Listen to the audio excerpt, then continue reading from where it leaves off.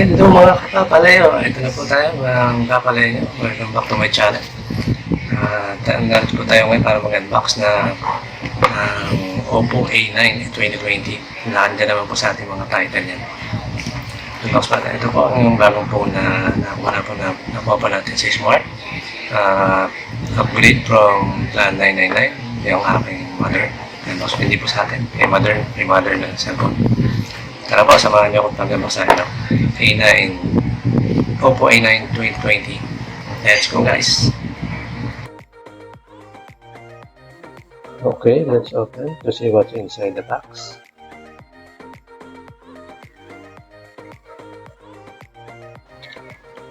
You will see the document slip box with the Oppo logo.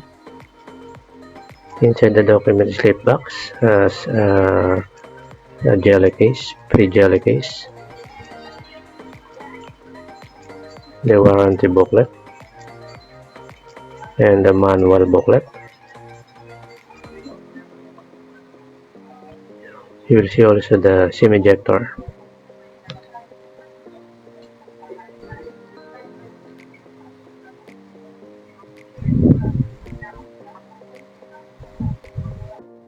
Next layer of the box, you will see the phone. Let's put aside the phone.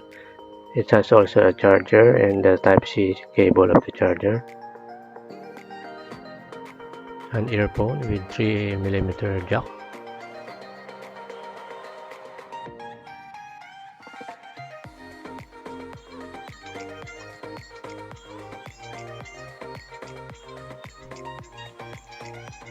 Okay, let's check the specs.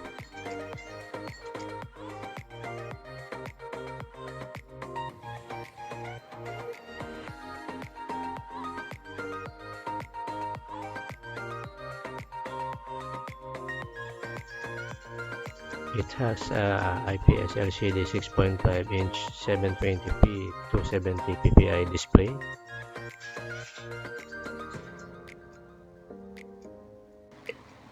It has also a Qualcomm Snapdragon 665. It has a platform of ColorOS 6.1 Android 9.0.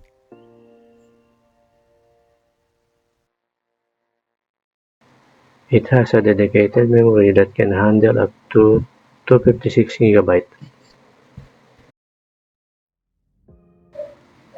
It has 8GB of RAM and 128GB internal memory. The screen is now in Corning Gorilla Glass 3 Plus.